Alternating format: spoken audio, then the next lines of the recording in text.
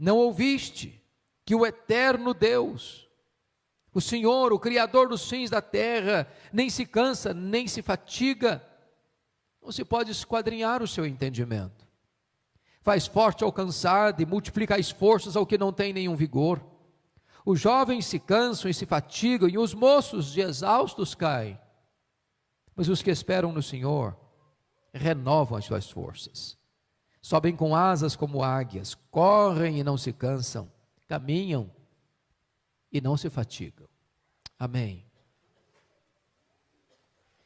Irmãos amados, o que me deixa impressionado nesse texto é que, a partir do capítulo 40 deste livro, o profeta começa a falar do servo do Senhor, ele começa a falar do Messias, ele começa a falar de Jesus.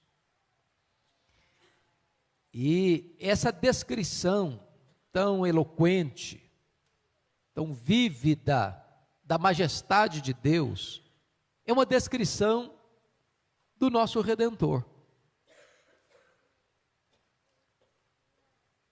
E é impressionante quando você para imaginar que aquele bebê que nasceu em Belém, que foi enfaixado em panos, que foi colocado numa manjedoura, é exatamente esse Deus que cria o universo. Este mesmo Deus que espalha as estrelas no firmamento. Este mesmo Deus que considera as nações tão grandes como um vácuo. Que olha para os príncipes da terra e vê neles uma nulidade. É maravilhoso você parar para pensar na grandeza do Deus que você tem. Aliás, A. W. Tozer, que foi talvez um dos mais importantes escritores do século passado, ele disse que o problema nosso, o problema da igreja contemporânea, é que ela não para o suficientemente para pensar e meditar na grandeza do Deus que ela tem. O profeta Daniel, quando refletia sobre essas questões, ele disse lá no capítulo 11, 32 do seu livro, que o povo que conhece a Deus é um povo forte. É por isso que a coisa mais importante da vida cristã é conhecer a Deus. E Jesus Cristo chegou a dizer que conhecer a Deus é a própria essência da vida eterna. Esse Deus é infinitamente grande e inesgotável na sua beleza, no seu caráter, no seu ser, nas suas obras. E certamente nós passaremos toda a eternidade com Ele e jamais esgotaremos o conhecimento dEle. Mas conhecê-lo, amá-lo, é a razão da nossa vida.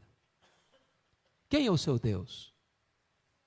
Qual é o tamanho do seu Deus?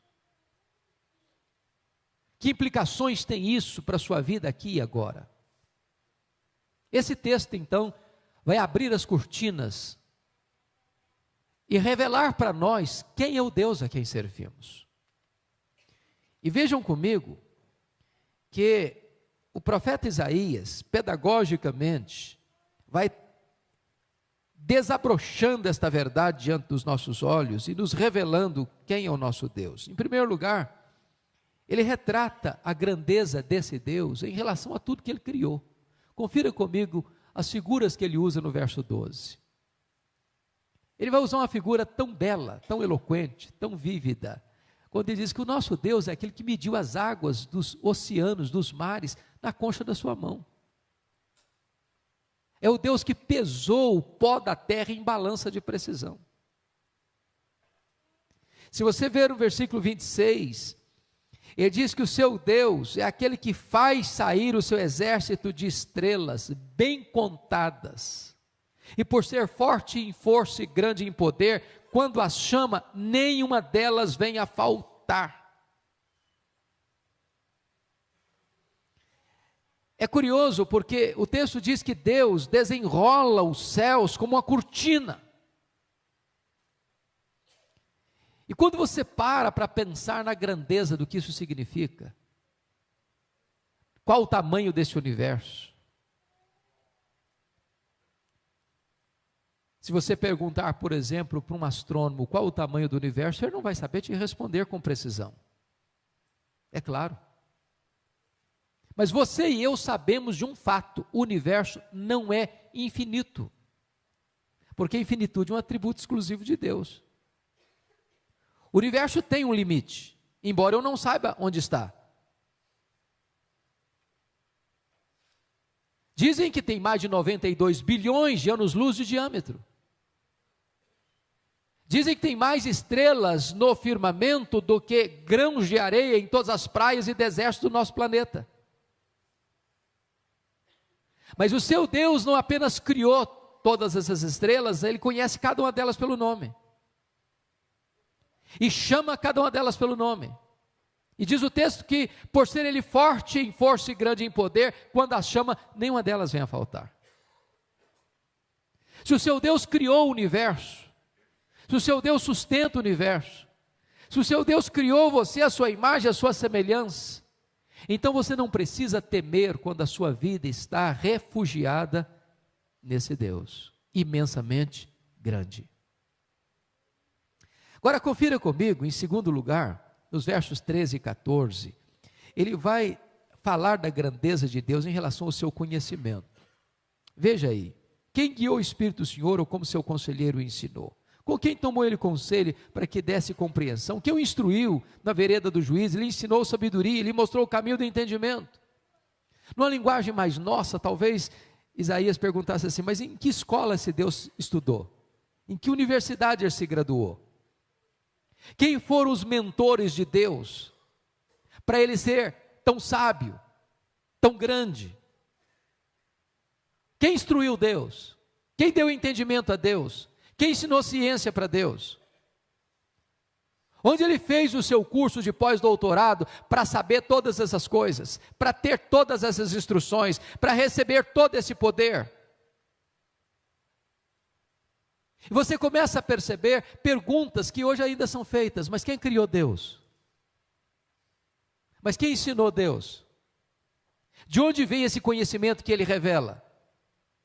Quem passou esse conhecimento para ele? Em que escola ele se graduou? Quem foram os seus mestres? Quem foram os seus conselheiros?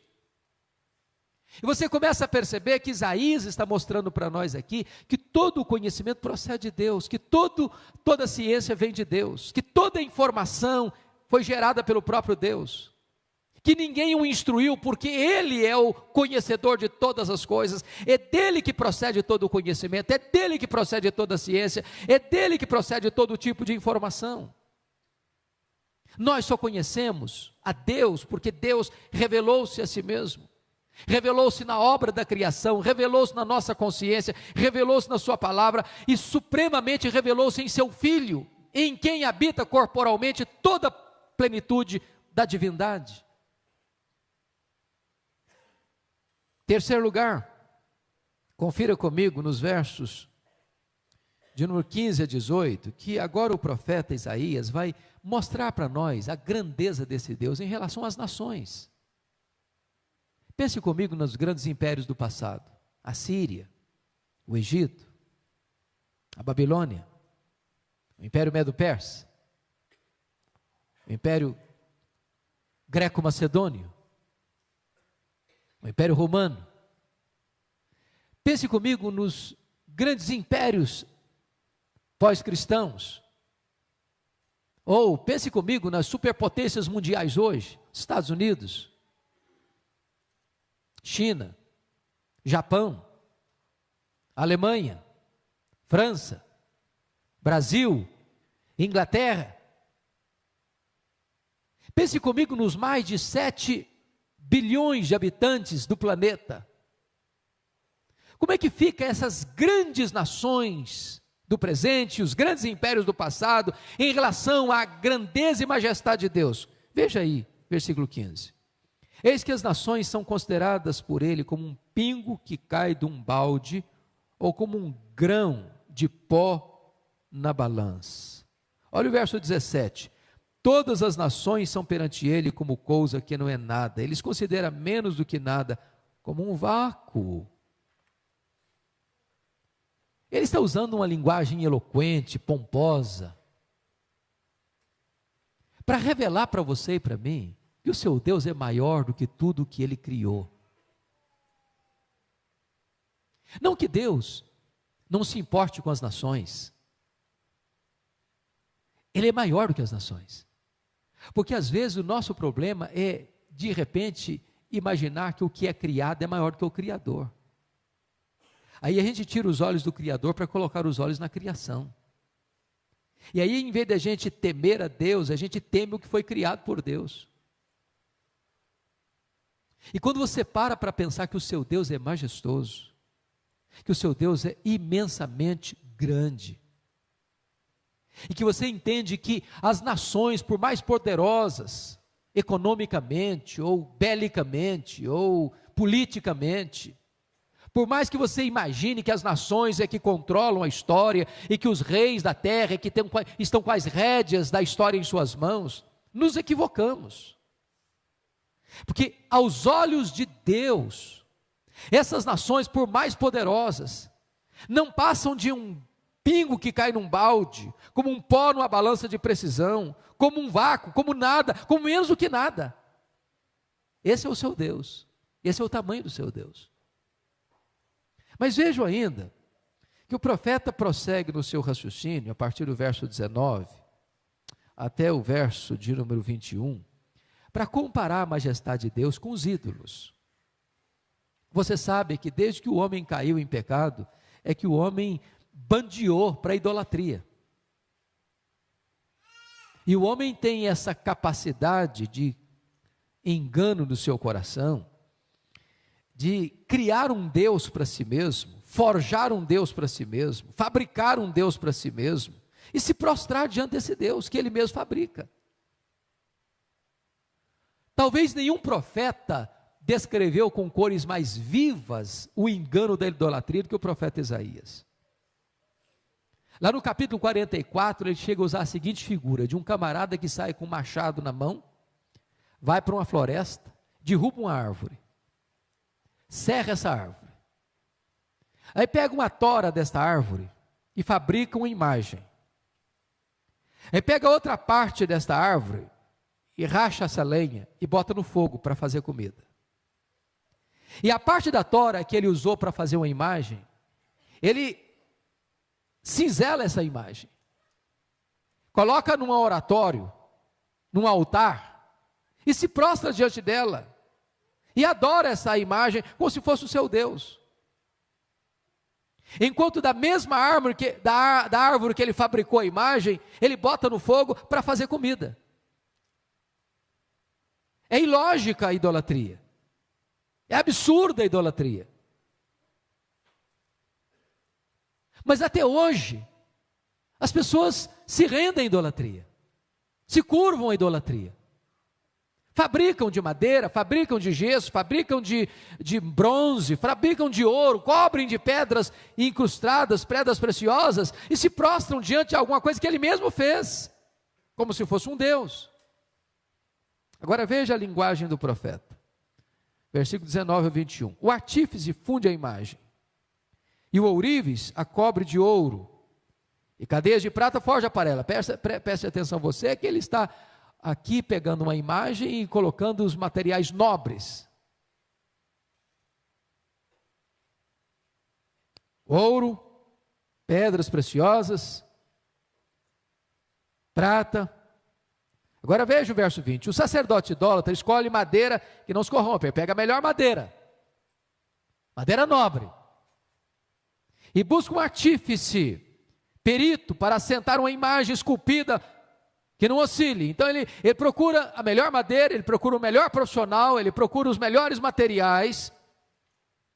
E agora o verso 21 vem a pergunta: acaso não sabeis, porventura não ouvis, não vos tem sido anunciado desde o princípio, ou não atentaste pelos fundamentos da terra?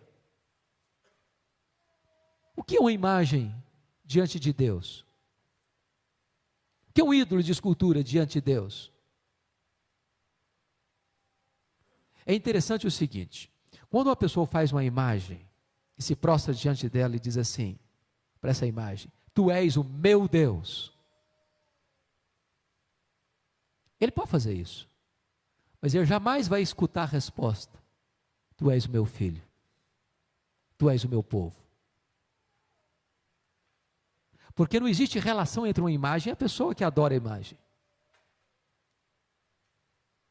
E o texto está dizendo que, apesar de ser muito absurdo que as pessoas adorem uma imagem, nós podemos adorar o Deus que nos criou, que criou o universo.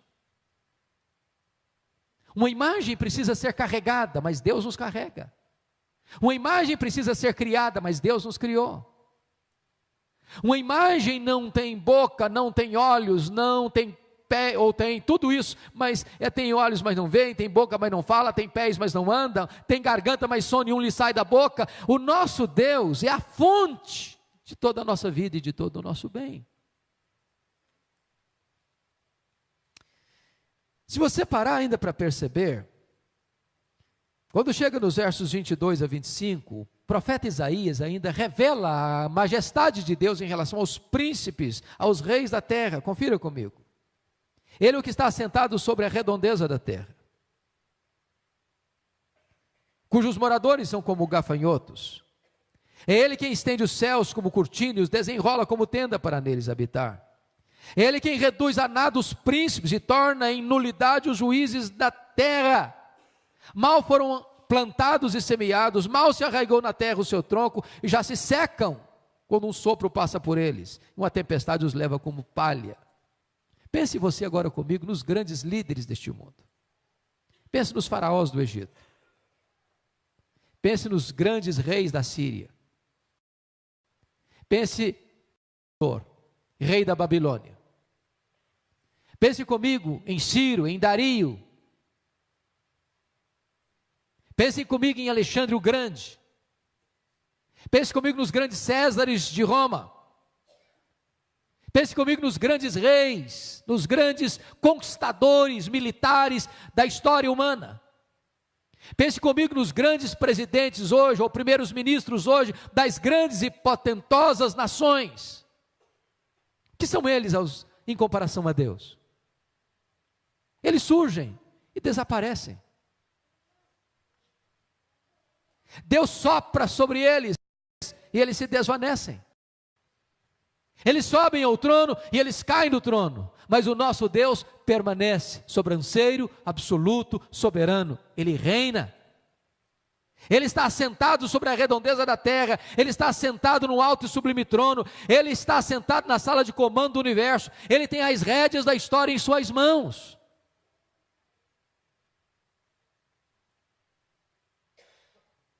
Por isso que no verso 25 surge a pergunta: a quem, pois, me comparareis para que eu lhe seja igual? Diz o santo, o nosso Deus é incomparável. Incomparável. Pois bem, depois de revelar e trazer à baila a grandeza de Deus, o profeta Isaías vai fazer uma aplicação da sua mensagem. Porque a palavra de Deus, irmãos, ela é sempre prática. Primeiro você recebe a doutrina, depois você aplica a doutrina. Primeiro você recebe o conhecimento, depois você aplica o conhecimento. Primeiro você coloca diante das pessoas a verdade, agora você pergunta assim: o que essa verdade tem a ver com a sua vida aqui e agora? A instrução de Deus não visa apenas alcançar o seu intelecto, a instrução de Deus visa também tocar o seu coração e despertar a sua vontade. Então vejamos, confira comigo agora o verso de número 27, porque o contexto aqui é que o povo de Deus estava reclamando algumas coisas. E o povo de Deus estava fazendo duas acusações contra Deus. A primeira acusação era de indiferença, a segunda acusação era de injustiça. Veja o verso 27. Porque, pois, dizes, ó Jacó, e falas, ó Israel, o meu caminho está encoberto ao Senhor. A primeira acusação aqui é que Deus é indiferente. Deus não se importa. Que Deus não está vendo o que está passando comigo. E às vezes essa é a angústia que bate no seu peito. Você está passando por um vale, por uma dor, por um sofrimento, por uma prova, por uma enfermidade, por um problema familiar. E você pergunta: meu Deus, cadê o Senhor? Será que o Senhor não vai fazer nada? Por que o Senhor está indiferente? Por que o meu caminho está encoberto ao Senhor? Talvez essa é a sua angústia hoje. Você olha para os dramas que você está vivendo e diz: cadê Deus? Por que Deus não intervém? Por que Deus não age? Talvez você levante a pergunta dos discípulos no mar da Galileia: Senhor, não te importas que pereçamos? Mas a segunda questão do povo com Deus não é apenas que Deus é indiferente, não. Estão acusando Deus de ser injusto. Olha aí a parte B do verso 27. E o meu direito passa despercebido ao meu Deus. Note aqui que o povo agora considera que possui direitos, mas o seu direito está lhe sendo negado. Se você tem um direito, o seu direito é negado a você, isso é injustiça. Você merece algo e Deus não está lhe dando o que você merece. E eles estão chamando Deus não apenas de indiferente, mas estão chamando Deus de injusto. Veja a resposta no verso 28. Não sabes, não ouviste que o eterno Deus, o Senhor, o Criador dos fins da terra, nem se cansa, nem se fatiga. Deus não está tão ocupado a ponto de não conseguir olhar para você, de se importar com você, de ver os... Deus não está cansado, Deus não está dormindo, Deus não está de viagem. Deus não está ocupado com outras coisas a ponto de não ter tempo para você. Eu já escutei tanto crente falar isso. Meus problemas são muito pequenos para Deus se preocupar com eles. Deus deve ter coisa mais importante. Irmãos, Deus não se cansa, Deus não se fatiga, Deus não está ocupado demais a ponto de não poder olhar para você.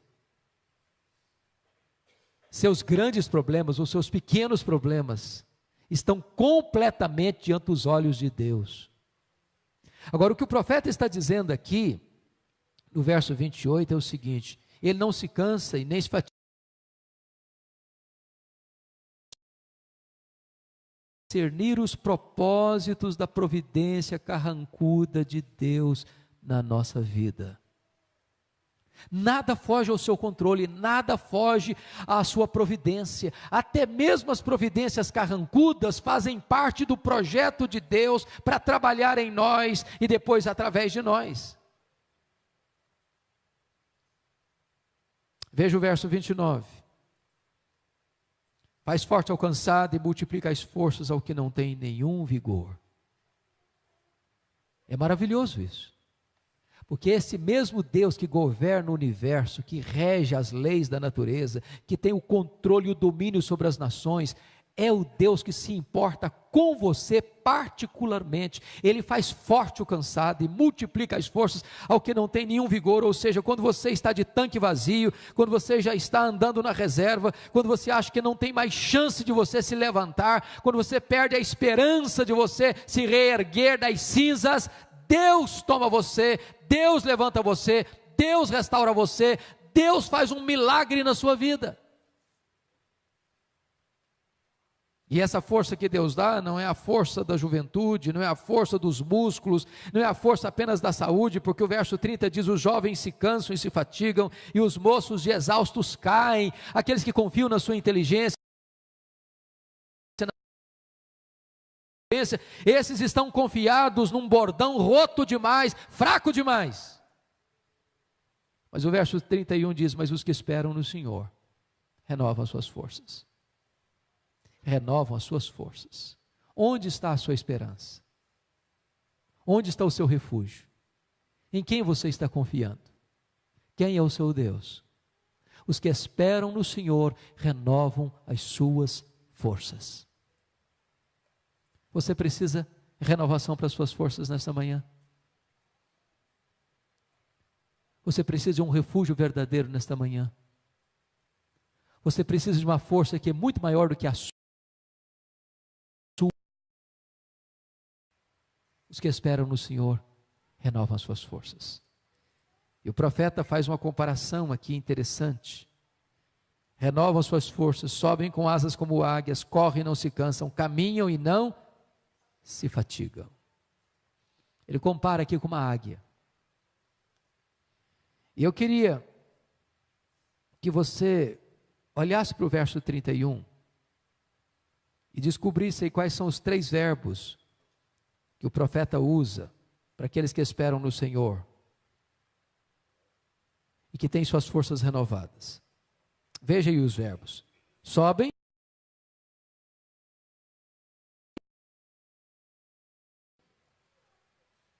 Eu pergunto a você, esses três verbos estão em ordem ascendente ou descendente? Hã? Descendente.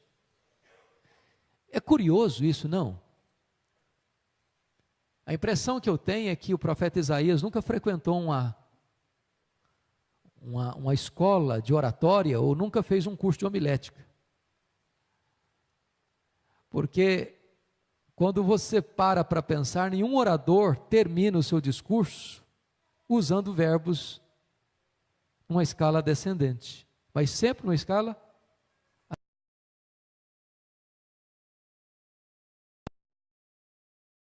fatigam, correm e não se cansam, e sobem com asas como águias. Não seria assim? Você terminaria esse texto? Por que o profeta termina em ordem inversa? Por quê? Possivelmente, queridos irmãos, porque a maioria de nós sobe algumas vezes. A maioria de nós corre poucas vezes. Mas todos nós caminhamos todo dia. Sabe o que esgota as suas forças? Que drena as suas energias? Não é as poucas vezes que você voa. É a sua rotina. É o seu dia a dia. É a sua caminhada do dia a dia. Vai para a escola, volta da escola, faz prova, entrega trabalho, vai para o trabalho, a azáfama, a faina do dia a dia. Pega filho na escola, leva filho para a escola. Essa rotina às vezes cansa. Essa rotina às vezes desanima. Essa rotina às vezes rouba as suas forças, tira o brilho dos seus olhos. E eu quero dizer para você que Deus